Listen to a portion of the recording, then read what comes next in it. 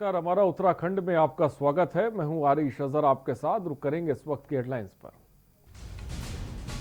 पूर्व सीएम हरीश रावत ने all weather road project पर उठाए सवाल का सारे पहाड़ हिलाकर रख दिए। खत्म हुआ 14 वर्षों का वनवास। टिहरी झील पर डोबरा चांडी के लोगों के सपनों का पुल तैयार। कोर्ट ने 3 पूर्व मुख्यमंत्रियों को 2 सप्ताह में जवाब दाखिल करने का दिया आदेश। रूलक संस्था की याचिका पर कोर्ट ने लिया संज्ञान। लोईवाला में उपेक्षा से आहत होकर नगर पालिका परिसर में धरने पर बैठे बीजेपी सभासदों ने पालिका अध्यक्ष पर लगाए आरोप। नैनीताल के आर्यभट्ट प्रशिक्षण संस्थान में 3 दिवसीय वेबिनार आयोजित। 8 देशों के वैज्ञानिकों की मेहनत और 15 करोड़ की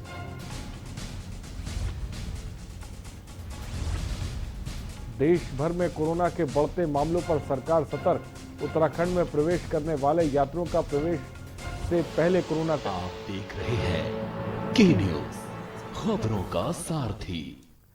नैनीताल आर्यभट्ट प्रशिक्षण संस्थान में आज से 3 दिवसीय वेबिनार आयोजित किया जा रहा है, जिसमें 8 देशों के वैज्ञानिकों 15 करोड़ की लागत से स्थापित ST राडार को स्थापित करने में 15 करोड़ की लागत आई। 8 साल पहले इस पर काम शुरू हुआ था। निदेशक एरिस प्रोफेसर दीपांकर बनर्जी ने बताया कि ST राडार का ट्रायल सफल होना एरिस के लिए बड़ी उपलब्धि है। इससे वायुमंडल के बारे में कई अहम जानकारी हमारे पास होंगी। साथ ही वायुमंडलीय शोध संबंधी कार्य भी आसान होंगे। ST राडार उच्च हिमालय के वायुमंडल में उठने वाले विक्षोभ का पूर्वानुमान लगाने में सक्षम है और 20 किलोमीटर की ऊंचाई तक हवा की गति, दिशा, नमी का भी आसानी से पता लगाया जा सकेगा।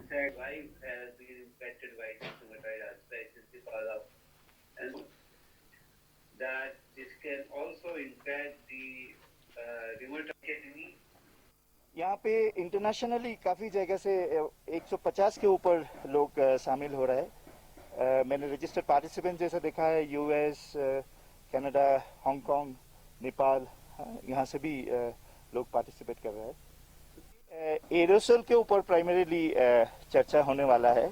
तो एरी से तो काफ़ी सारे एरोसोल का ऑब्जर्वेशन होता है एंड हमारे जो साइंटिस्ट है यहाँ पे ये एरोसोल के ऑब्जर्वेशंस इंडिया में बाकी जगह से भी कैसा होता है उसको भी ऊपर अध्ययन करते हैं। पूर्व मुख्यमंत्रियों द्वारा कोर्ट के आदेशानुसार किराया और अन्य सुविधाओं का पैसा जमा नहीं करने पर रूलक संस्था ने 3 पूर्व मुख्यमंत्री विजय बहुगुणा, रमेश पोखरियाल निशंक, भुवन चंद खंडूरी और प्रमुख सचिव ओम प्रकाश के खिलाफ दायर अवमानना याचिका पर सुनवाई करते हुए उपरोक्त सभी को 2 सप्ताह में जवाब दाखिल करने को कहा है। आपको बता दें, पूर्व में कोर्ट ने मई 2019 में सभी पूर्व मुख्यमंत्रियों से सरकारी आवासों का किराया और अन्य सुविधाओं का भुगतान 6 माह के भीतर करने को कहा था, लेकिन अभी तक उनके द्वारा ये भुगतान नहीं किया गया। देहरादून के रूलक संस्था ने इनके खिलाफ अवमानना याचिका दायर की है।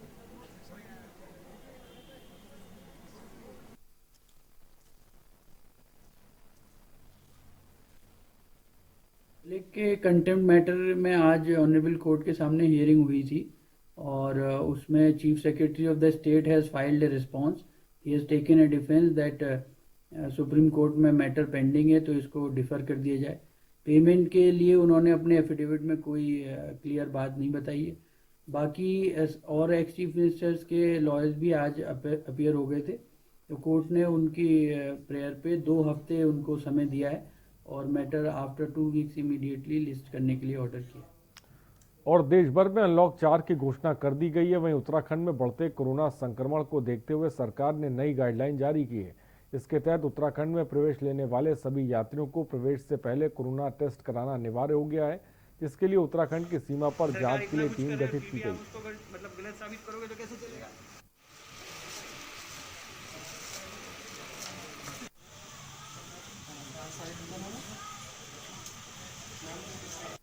सरकार इतना कुछ और गौर सिटी गाजियाबाद से आ रहा हूँ मैं। यहाँ लगभग अभी टाइम हो रहा है 12:46। मैं 11 बजे के आसपास आया हुआ था, राइट। 11:46 से आने के बाद लगभग 1-1.5 घंटे हो गए। अभी जस्ट मेरा कोविड टेस्ट हुआ है और अभी ये कह रहे हैं कि आधे घंटे आपको लगेगा और बाकी के प्रोसेस को करने में। देखते हैं कब तक मुझे मिल रहा है। लोग यहाँ सुबह 8 बजे से लेकर 2 बजे तक जांच कर रहे हैं, जिसमें लगभग 150-200 के आसपास हम लोग सैंपल लेते हैं। एंटीजन किट कर रहे हैं। डेली हो रही यही प्रक्रिया, डेली चल रही है। आज संडे है वीकेंड के जो भी लोग आ रहे हैं उन सब का टेस्ट कर रहे हैं। संडे को भी जांच जारी है। और खटीमा में कूड़े को लेकर नगर पालिका में ईओ और सभासद का विवाद सड़क पर आ गया है। नगर पालिका के सभासद ने ईओ पर मनमानी का आरोप लगाते हुए धरना प्रदर्शन में बैठ गए। वार्ड सदस्यों ने आरोप लगाया कि खटीमा के हर वार्ड में महीने भर से गंदगी का ढेर है, लेकिन कई शिकायतों के बाद भी कूड़े का ढेर शहर से हटाए नहीं जा रहे हैं। तो नगर पालिका ईओ सभासदों के आरोप से इनकार करते हुए शहर से जल्द कूड़ा हटाने की बात कह रही हैं।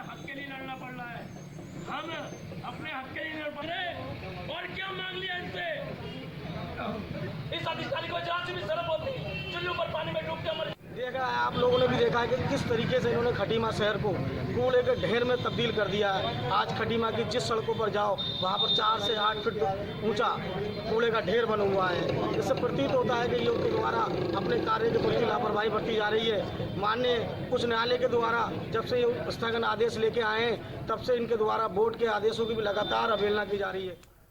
नैनीताल नगर पालिका प्रांगण में पालिका अध्यक्ष और सभासदों ने सरकार के खिलाफ मोर्चा खोल दिया है। साथ ही बजट उपलब्ध कराने और अनदेखी किए जाने को लेकर नगर पालिका सभासद अध्यक्ष सचिन नेगी धरने पर बैठ गए और पालिका अध्यक्ष ने सभी नगर पालिकाओं के बजट को आवंटित करने की बात कही। वहीं नैनीताल नगर पालिका को कोविड-19 के दौरान 4 करोड़ का नुकसान भी उठाना पड़ा है।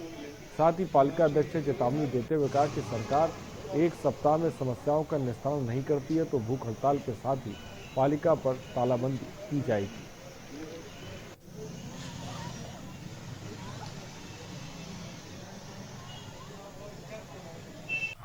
जो ग्रेजुएटी वाली है हमारी पेंशन एरिया है हमारा जो है 5 करोड़ 97 लाख रुपए हैं। वो शीघ्र हम उसकी डिमांड कर रहे हैं। जब मैं इनके पास जाता हूँ मेरे से कहते हैं कि आपके कर्मचारी उनकी छटनी करिए करके। आपके माध्यम से आपको बताना चाहता हूँ ये वही कर्मचारी है जो दिन रात मेहनत कर रहे हैं, कोरोना काल में लड़ रहे हैं। ये नहीं देख रहे हैं आउटसोर्सिंग कर्मचारी कहीं के कर्मचारी हूँ करके। दूसरी मांग मेरी ये है, अभी मैं 2 महीने पहले इनके पास गया था, इन्होंने मेरे से कहा था कोरोना काल चल रहा है, शासन में बिल्कुल पैसा नहीं है। हरिद्वार को इन्होंने 10 करोड़ 90 लाख का धनराशि इन्होंने अभी जारी करी है। क्या केवल हरिद्वार इनको दिख रहा है? केवल गृह क्षेत्र हमारे जो मंत्री जी उनका गृह क्षेत्र हरिद्वार, इस वजह से इन्होंने वहाँ पर वो शहीद हो रहे हैं उनके। जिलाधिकारी धीरज सिंह गब्रियाल ने ग्राम सभा पैडूल में फसल धान क्राफ्ट कटिंग प्रयोग का स्थलीय निरीक्षण कर धान की फसल उत्पादकता का आंकड़ा प्राप्त किया। उन्होंने कहा कि जनपद पौड़ी में फसल धान पर कुल 85 ग्राम सभाओं में क्राफ्ट कटिंग प्रयोग नियोजित किए गए हैं। इनसे प्राप्त आंकड़ों के माध्यम से फसल बीमा योजना और विभिन्न योजनाओं हेतु डाटाबेस तैयार किया जाता है। और इस मौके पर ग्राम प्रधान सुश्री ज्योति ने जिलाधिकारी के ग्राम सभा पैडूल आगमन पर प्रसन्नता जाहिर करते हुए ग्राम सभा की ओर से धन्यवाद ज्ञापित किया। गांव का निरीक्षण किया। फसल कटिंग प्रयोगशाला का भी इस दौरान उन्होंने निरीक्षण किया है। खबर पौड़ी से बता रहे हैं।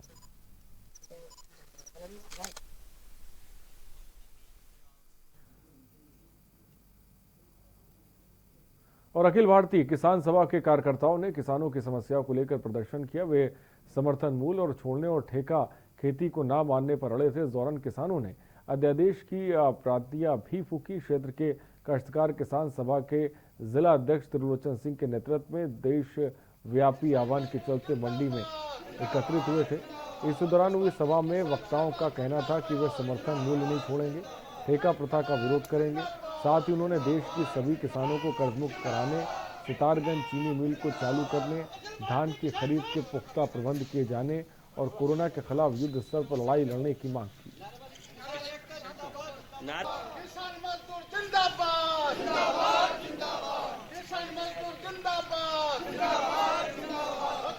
तीन अध्यादेश किसान विरोधी सेंट्रल गवर्नमेंट ला रही है, जिसके अंदर कॉपरेटिव खेती ला रही है, जिसके अंदर मंडियों को जो मंडी बनाई गई है हमारे यहाँ, मंडी एक्ट समाप्त कर रही है।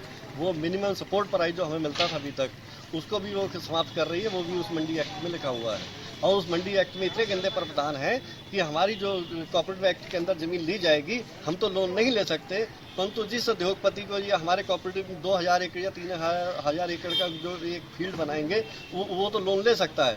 और यदि वो लीज पर दिया गया लोन वो लेके भाग गया तो हम कहाँ के दे चलाए गए जो मोदी सरकार ला रहे हैं। पूरा देश आंदोलन कर रहा है। हरियाणा में लाठीचार्ज हुआ परसों, आपके 15 तारीख को पंजाब बंद होने जा रहा है इसी पर।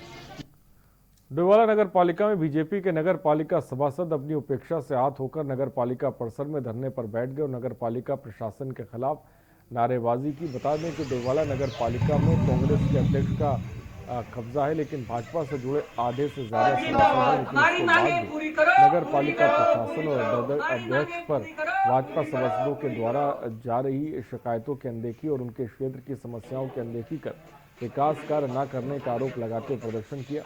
साथ ही कहा कि अगर आगे भी नगर पालिका अध्यक्ष और नगर पालिका प्रशासन का इसी तरह का रवैया रहा तो बड़ा आंदोलन किया जाएगा। हमारी सबकी सुरक्षा के लिए और आपके क्षेत्र की सुरक्षा के लिए बहुत जरूरी है, क्योंकि कोविड जो है उसकी जब तक डिस्कवर कोई दवाई नहीं जाती वो बहुत डेडली है और आपके क्षेत्र में बहुत सारी कैजुअलिटीज। 13 सूत्रीय मांगों को लेकर यहाँ पर ये सांकेतिक धरना दिया है, जिसमें कि हमारा कहना है कि हमारे प्रदेश के माननीय यशस्वी मुख्यमंत्री त्रिवेंद्र सिंह रावत जी द्वारा प्रदेश की संपूर्ण विकास के लिए कार्य किया जा रहा है। उसी प्रकार वो नगर पालिका क्षेत्र में भी विकास की दृष्टि से पूरा धनावंटन कर रहे हैं।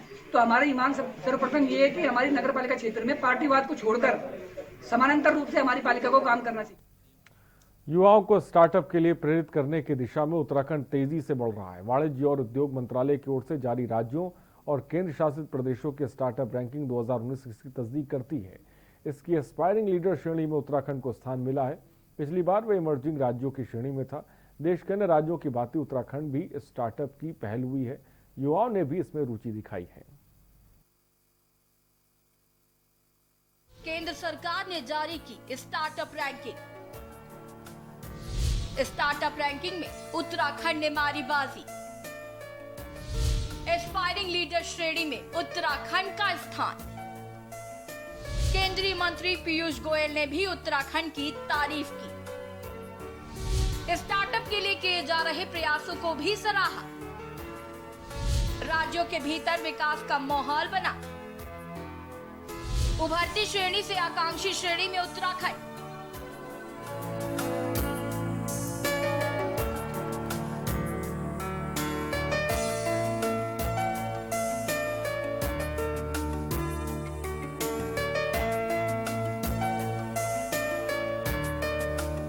युवाओं को स्टार्टअप के लिए प्रेरित करने की दिशा में उत्तराखंड तेजी से आगे बढ़ रहा है।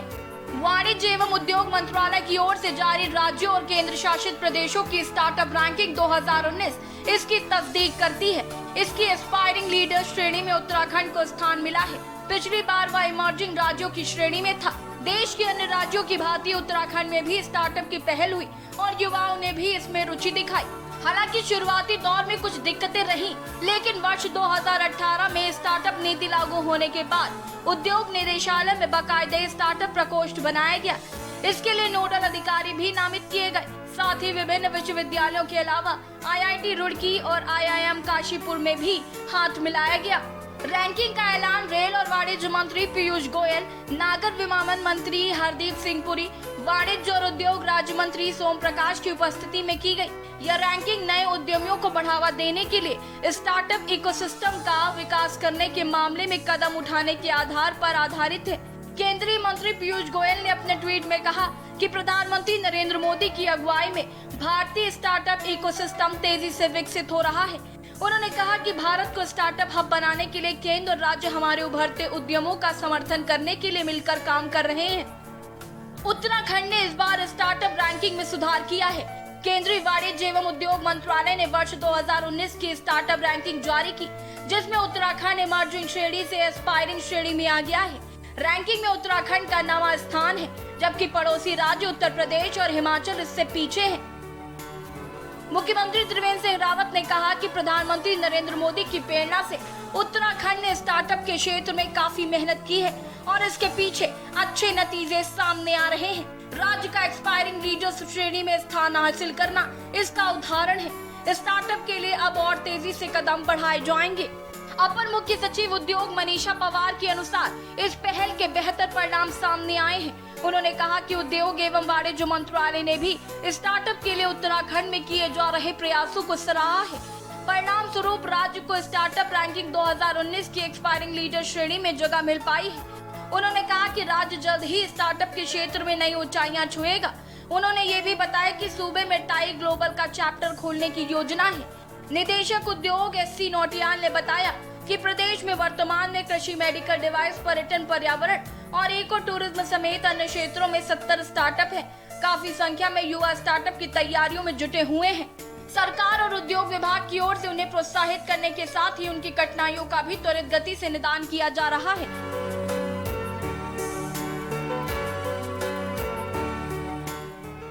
डेस्क रिपोर्ट, के न्यूज इंडिया।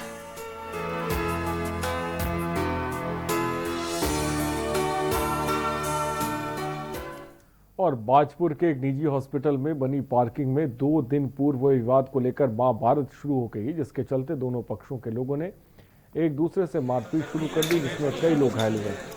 घटना की सूचना मिलते ही पुलिस के आला अधिकारी भी मौके पर पहुंचे और मामले को शांत कराया। बता दें कि बाजपुर के चक्रपुर रोड स्थित पांडे हॉस्पिटल पार्किंग में बीते दिनों एक युवक बाइक खड़ी करने आया था। पार्किंग में मौजूद कर्मचारी के साथ युवक की काफिनी हो गई, जिसके बाद दोनों में हाथापाई हुई और मौके पर मौजूद दोनों ने दोनों को समझा बुझाकर शांत कर दिया। लेकिन बाइक स्वामी ने 2 दिन बाद अपने साथियों के साथ आकर पार्किंग के कर्मचारी के साथ मारपीट की।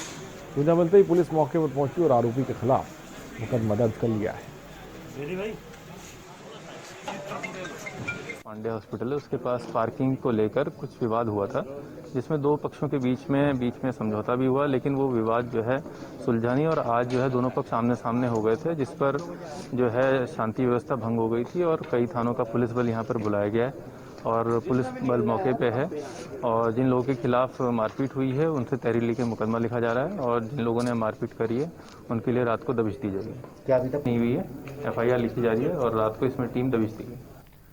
रुकते हैं ब्रेक के लिए, जल्द हाजिर होंगे।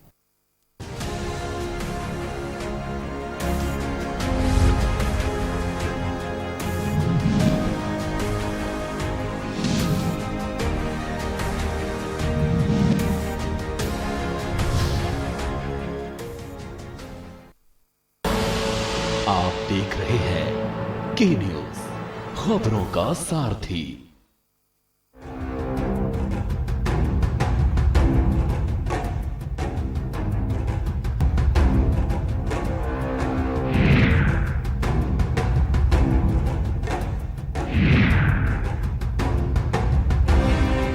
खुदी को आजमाया है तो ये अंदाज आया है, खुदी को आजमाया है तो ये अंदाज आया है।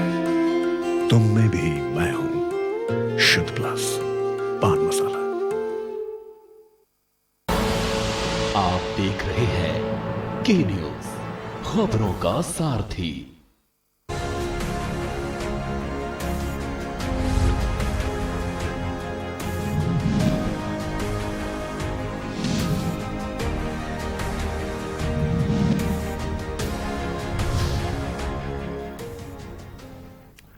और ब्रेक के बाद आपका स्वागत है। एसएसपी उधम सिंह नगर द्वारा चलाए जा रहे अभियान के अंतर्गत सरकड़ा चौकी पुलिस ने चेकिंग के दौरान एक व्यक्ति को 1 किलो अफीम और प्लेटिना मोटरसाइकिल के साथ गिरफ्तार किया। वहीं कोतवाल सलाउद्दीन खान ने बताया कि सरकड़ा चौकी इंचार्ज नवीन कुमार अपनी टीम के साथ नगदपुरा चौराहे पर चेकिंग कर रहे थे। तभी नगदपुरा की तरफ से एक व्यक्ति प्लेटिना मोटरसाइकिल से आता दिखाई दिया, जो पुलिस को देखकर भागने लगा। लेकिन चौकी इंचार्ज ने मोटरसाइकिल के साथ व्यक्ति को पकड़ लिया, जिसके बाद से 1 किलो अफीम बरामद हुआ है। वहीं पूछताछ में व्यक्ति ने अपना नाम आगाज अली बताया है, जिसके पास से 1 किलो अफीम बरामद हुआ, जिसकी अंतर्राष्ट्रीय कीमत 10 लाख है।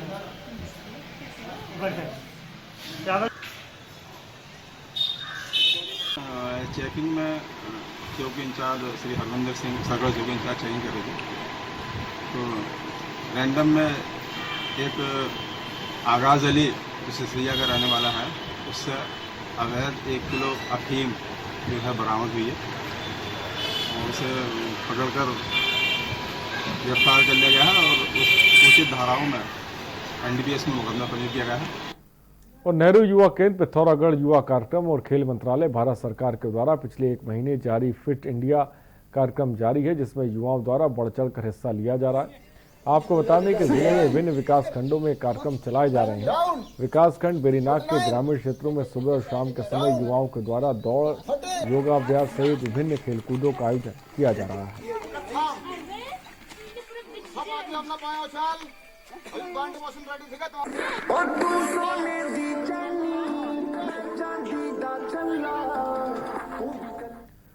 और देश की रक्षा के लिए अपनी जान कुर्बान कर देने वाले शहीदों के परिवारों को सरकारें तमाम सुविधाएं देने का आश्वासन देती हैं, लेकिन वे आश्वासन चुनावी मुद्दों की तरह साबित होता है। यही आलम है कि 18 वर्षीय पूर्व शहीद हुए अंग्रेज सिंह के परिवार को आज तक सरकारी घोषणाओं में एक भी घोषणा उपलब्ध नहीं कराई गई।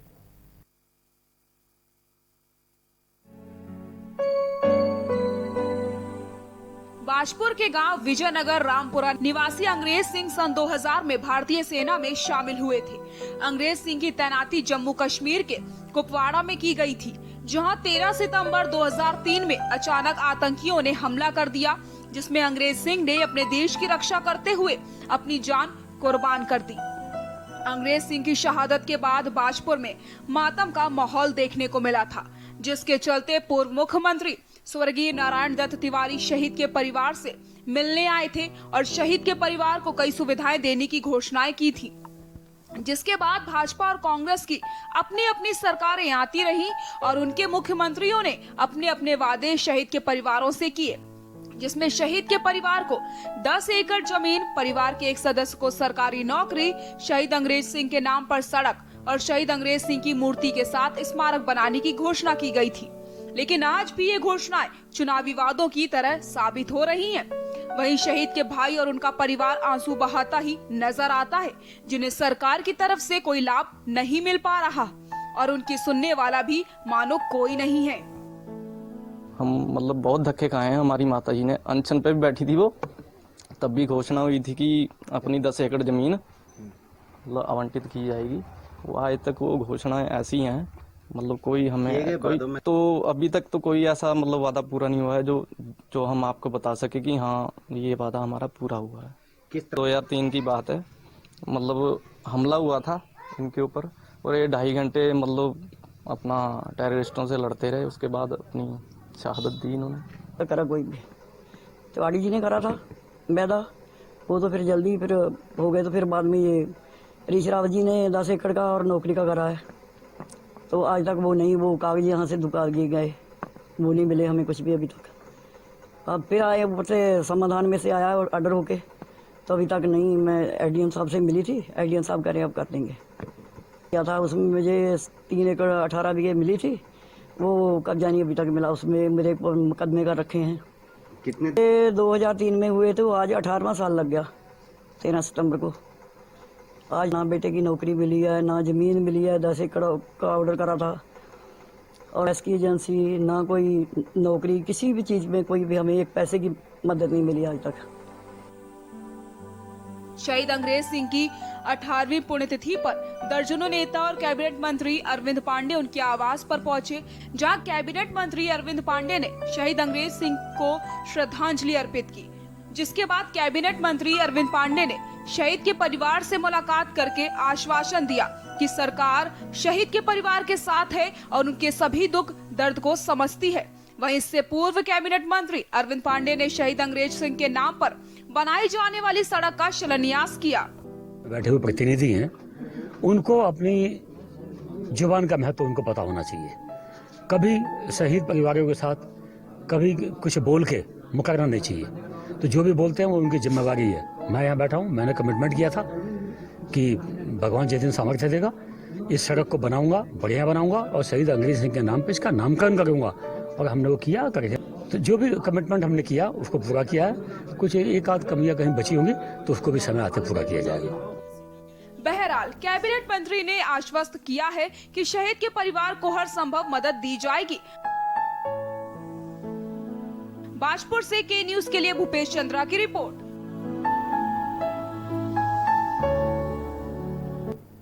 और बाबा केदारनाथ की इस वक्त आरती चल रही, सीधे आपको लेके चलते हैं।